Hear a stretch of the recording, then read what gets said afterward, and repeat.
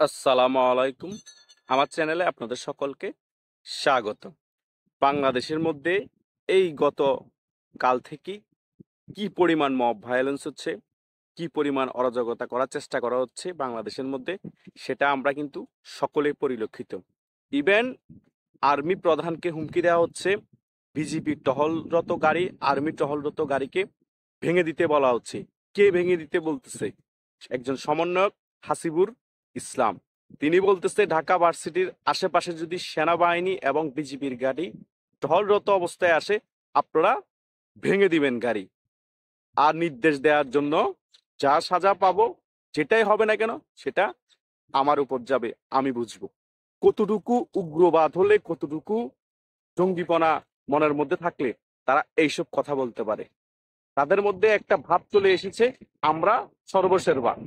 তারা ভুলে গিয়েছে একটা বাঙালি ভাষায় প্রবাদ আছে যে আন্দায় আন্দাজ করে, লাঠির চড়ে হাতি মরে। কারণ আন্দা তো চোখে দেখতে পায় না, আন্দাজ করে মনে করতেছে লাথি মেরায় আর হাতি মেরে ফেলবে। কথা বুঝেন নাই? কারণ আন্দা তো আন্দাজ সাইজও জানে না, হাতির সাইজও জানে না। এখন তাদেরও সেম পরিস্থিতি, তারা এখন আন্দা অবস্থায় আছে। তাই তারা কি বলতেছে, কি করতে যাচ্ছে সেটা বুঝতেছে না। তারা আর্মির সাথে হেড টু হেড খেলার জন্য বসে আছে। এই আর্মি যদি তাদের পক্ষে 5ই আগস্ট না থাকতো, তাদের অস্তিত্ব থাকতো, তারা কোথায় থাকতো, কোথায় গিয়ে দাঁড়াতো?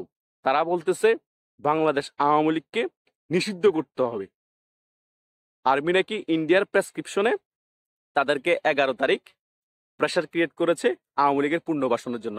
আমার কথা হচ্ছে, আওয়ামী লীগ পুনর্বাসনের জন্য তাদেরকে যদি প্রেশার ক্রিয়েটই করা হয়, 11 মার্চ তাদেরকে ক্যান্টনমেন্টে ডেকেছে, তারা এতদিন পরে কেন বলেছে? কারণ আছে। কারণ তারা সকল দল বল নির্বিশেষে আরো অন্যান্য দলের সাথে আলাপ আলোচনা করেছে যে এখন পরিস্থিতি ঘোলাটে হয়ে যাচ্ছে, আওয়ামী লীগ হয়তো কামব্যাক করবে। তুলসী গ্যাবার্ড এসেছে, তিনিও বিভিন্ন ধরনের বিবৃতি দিচ্ছে। আমাদের শক্তি প্রদর্শন করতে হবে এবং আর্মিকে প্রেসারে ফেলতে হবে। সকলের সাথে আলাপ আলোচনা করে সে ওই দিন রাতে হাসনাত আবদুল্লাহ পোস্টটা দেয়। পরে সকল সমন্বয়ককে অ্যাক্টিভ হয়ে যেতে বলে। তারপরে পেনিস ভট্টাচার্য, ইবলিশ হোসেন, যে ইউটিউবার দুজন আছে, তাদের সাথে আলাপ আলোচনা করে অ্যাক্টিভ হয়ে যেতে বলে। তারাও বলে ঠিক আছে, তোমরা এখন অগ্রসর হও। তাদেরও প্ল্যানিং আছে। তাদের থেকে প্ল্যান নিয়ে কিন্তু তারা এই কাজগুলো সংগঠিত করতেছে। তা না হলে শুক্রবারে তারা যে রাজপথে নামবে এবং আর্মির সামনে গিয়ে তাদের কতটুকু সাহস, বলতেছে হাসনাত না ওয়াকার, ওরা বলতেছে হাসনাত হাসনাত। মানে হাসনাত আবদুল্লাহ এখন সেনা প্রধানের থেকেও বড় হয়ে গিয়েছে। বাংলাদেশের জঙ্গিদের এখন কত ক্ষমতা, তারা সেনা প্রধানের সাথে আরেকজনের কম্পেয়ার করে। সে একজন চুনুপুটি। সে কিন্তু চুনুপুটি হলো, তাকে যারা মৌলবাদ আছে তারা এমন ভাবে হাইলাইট করতেছে যে সামনে তাকে প্রধানমন্ত্রী বানাবে, তাকে সেনা প্রধান বানাবে। সেনা প্রধান তাদের কাছে কিছুই না। বাংলাদেশের সকল কিছু নির্ধারণ করবে হাসনাত আবদুল্লাহ তারা, এই নাহিদ ইসলাম তারা, এই আসিম মাহমুদ তারা, এই সার্জিস আলম তারা। তারা এখন সর্বসর্বা। বাংলাদেশে আর কারো কোনো ভ্যালু নাই। কিন্তু আমার কথা হচ্ছে, আর্মি যদি এখনো ম্যাজিস্ট্রেসি ক্ষমতা না থাকে, আর্মি যদি এখন ব্যারাকে ফিরে যায়, তাদের কি অস্তিত্ব থাকবে? তাদের অস্তিত্ব বিলীন হয়ে যাবে। আওয়ামী লীগ নামা লাগবে না, বিএনপির একটা পক্ষ নামলে তাদের অস্তিত্ব বিলীন হয়ে যাবে। আর বিএনপি যদি নাও নামে, আওয়ামী লীগ যদি জাস্ট 2% 3% কর্মী, সাধারণ কর্মীরা ঢাকার রাস্তায় নামে আর্মি ব্যারাকে চলে যাওয়ার পর, তাদের অস্তিত্ব বিলীন হয়ে যাবে। 5ই আগস্ট তাদের ষড়যন্ত্র সফল হতো না যদি আর্মি চুপ থাকতো। আর্মি কিন্তু শেখ হাসিনার বিরুদ্ধে চলে গিয়েছিল, সে কারণে তারা সফল হতে পেরেছে। আর আজকে তারা ইস্টাবলিশ হয়ে মাত্র প্রথমে আর্মির উপর আঘাত করার জন্য বসে আছে। বাংলাদেশের সার্বভৌমত্বের জন্য আমরা হুমকিতে আছি। তারা সেম পাকিস্তানি বাহিনীর ভূমিকা পালন করতেছে, যে বাংলাদেশের সার্বভৌমত্ব হুমকিতে যাতে পড়ে। তারা পাকিস্তানের প্রেসক্রিপশন নিয়ে বাংলাদেশ সেনাবাহিনীর প্রধানের উপর আক্রমণ করতেছে। বাংলাদেশ সেনাবাহিনীর সিনিয়র নেতৃবৃন্দ যারা আছে তাদের উপর আক্রমণ করার জন্য বসে আছে। আমাদের বাংলাদেশের মানুষ হুমকিতে আছে, বাংলাদেশের সাধারণ আওয়ামী লীগের কর্মীরা হুমকিতে আছে, আর্মির প্রধান হুমকিতে আছে। আর্মি প্রধান মানুষের নিরাপত্তা কিভাবে দিবে? ওনার নিরাপত্তাহীনতায় আছে।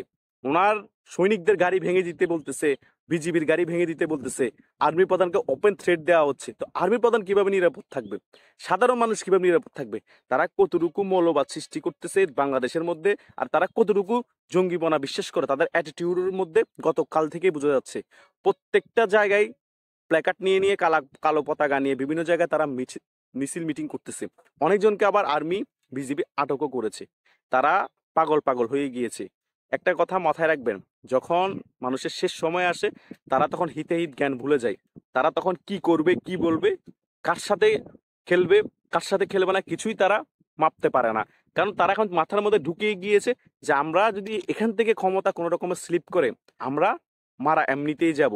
বিএনপি এখন আমাদের সাথে যতই মিষ্টি মিষ্টি কথা বলুক, বিএনপি কোনো রকমে যদি ক্ষমতায় চলে আসে, তারেক যে আমাদেরকে ভালো মতে বাদাম দিয়ে খেলে দিবে। কেন খেলে দিবে? কারণ প্রথমেই এরা কিন্তু প্রথম দিকে ১-২ মাসে তারেক জিয়া সম্পর্কে উল্টাপাল্টা কথা বলেছিল।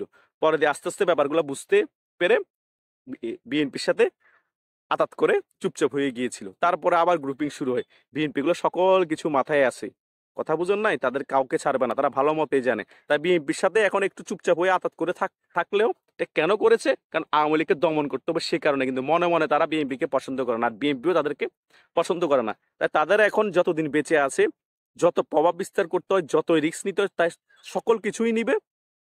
সকল কিছু নেওয়ার পরেও তারা ক্ষমতায় থাকতে পারবেন না।